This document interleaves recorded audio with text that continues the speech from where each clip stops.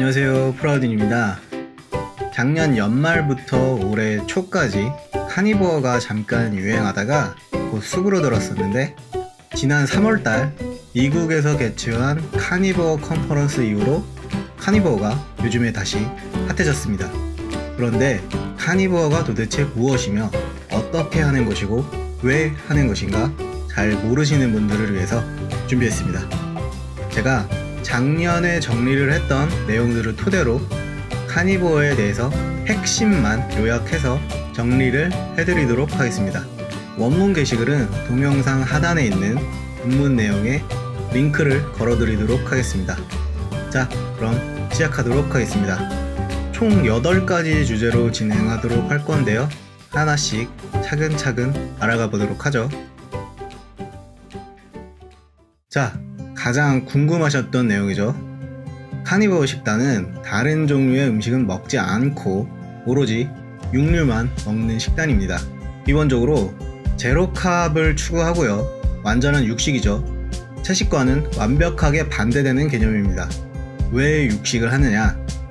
바로 식물성 식품에 있는 렉틴이라는 독소가 인체의 면역 체계에 혼란을 가져오면서 각종 질병들을 유발한다는 이유입니다.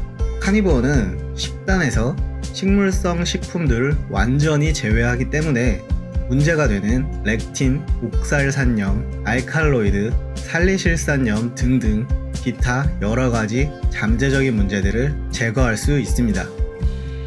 나중에 렉틴에 대해서는 다시 한번 정리를 해드리도록 하겠습니다. 자, 그러면 무엇을 먹어야 하는가?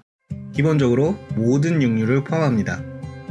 적색육을 가장 선호하고요, 적색육 중에서는 소고기를 최고로 취급합니다. 영양제나 기타 보조식품들은 기본적으로는 먹을 필요가 없지만 필요에 따라서 마그네슘이나 칼륨 등등 전해질 복용 시에 도움이 될 수 있습니다. 음식의 양은 제한하지 않고요, 배가 고프면 배가 부를 때까지 식사를 하는 것이 원칙입니다. 카니버에도 장점과 단점이 명확하게 존재합니다. 우선 장점부터 살펴보도록 하겠습니다. 체중 감량에 매우 효과적이고요, 일반적으로 육류는 소화가 잘 되고요, 카니버 식단에서는 포드맵과 렉틴에서 자유롭습니다. 그리고 장 건강 회복에 효과가 좋고요, 그리고 식단의 구성이 굉장히 단조롭습니다.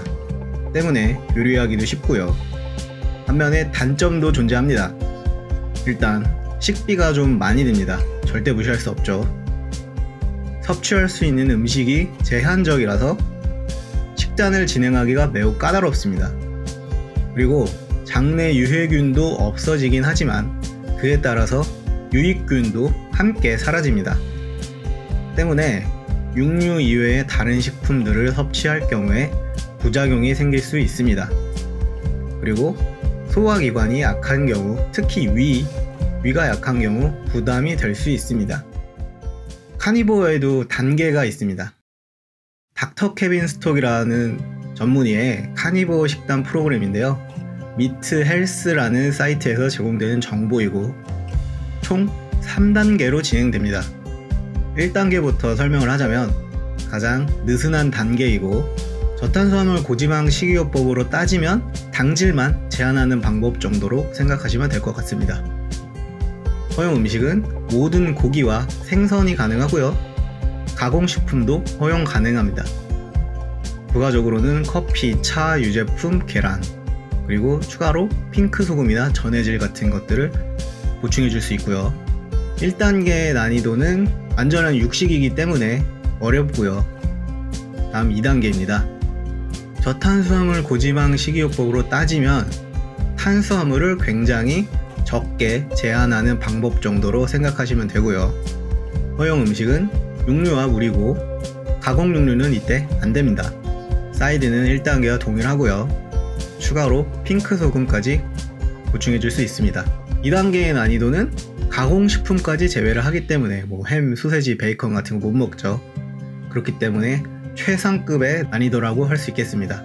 그리고 3단계인데 저탄수화물 고지방 식이요법으로 따지면 가장 엄격하게 진행하는 키토제닉이라고 생각하시면 됩니다. 허용 음식은 소고기, 물 끝입니다. 허용 음식을 제외한 기타 음식물을 모두 금지합니다. 3단계의 난이도는 극한의 난이도를 자랑합니다. 그리고 3단계 이후의 단계도 있습니다. 3단계를 30일 동안 진행한 후에 몸에 민감한 음식들을 하나씩 테스트를 한다는 개념인데요. 소고기를 주로 먹으면서 다른 고기도를 테스트합니다. 그 다음 계란을 테스트하고 유제품을 테스트합니다. 마지막으로 커피나 차를 테스트합니다. 닥터 케빈 스톡의 말에 의하자면 카니버를 처음 진행하는 경우에는 1단계부터 시작할 것을 추천하고 있고요.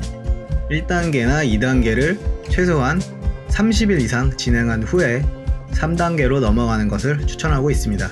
이것은 카니버의 단계가 나뉠 수 있다는 얘기고, 우리가 일반적으로 알고 있으면서 실행할 수 있는 단계는 1단계와 2단계입니다. 3단계는 특별한 경우가 아니면 필요하지 않습니다. 카니버와 키토제닉의 차이점에 대해서도 한번 알아보도록 하겠습니다. 먼저 식재료인데요. 카니버는 육식만을 추구하므로 식재료에 대한 제한이 매우 엄격합니다. 반면에 키토제닉은 채식주의자도 실행할 수 있을 만큼 식재료의 허용 범위가 굉장히 넓습니다.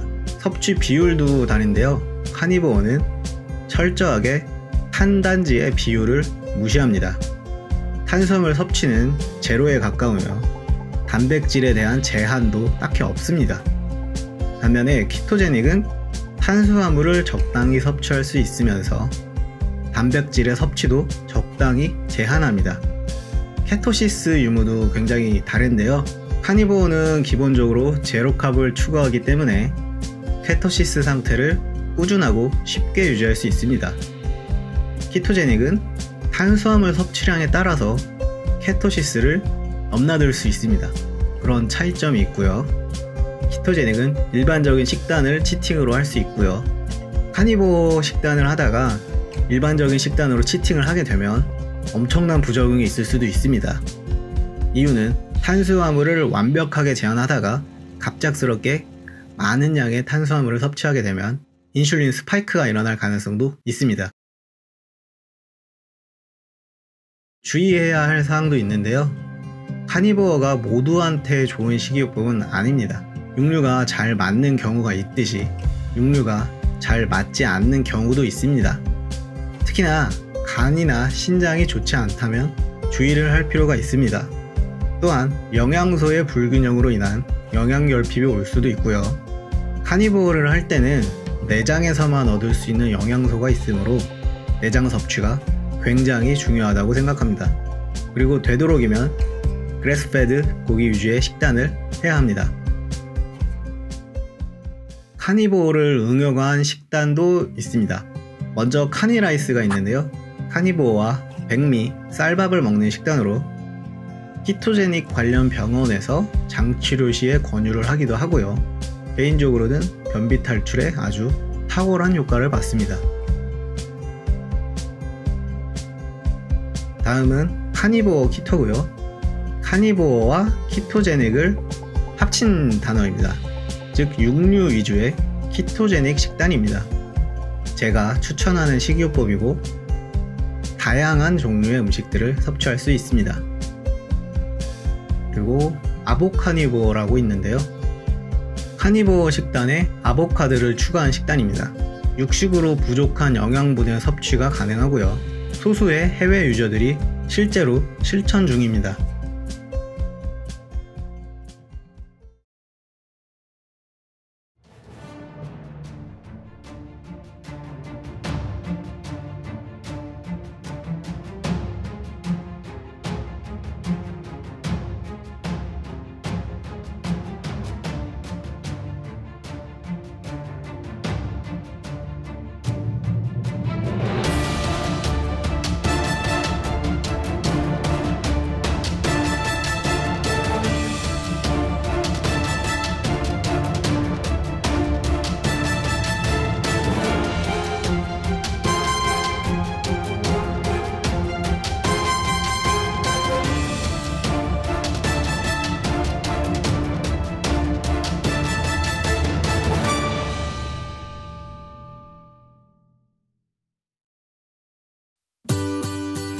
자, 여기까지 카니보어에 대해서 요점들만 정리를 해봤는데요.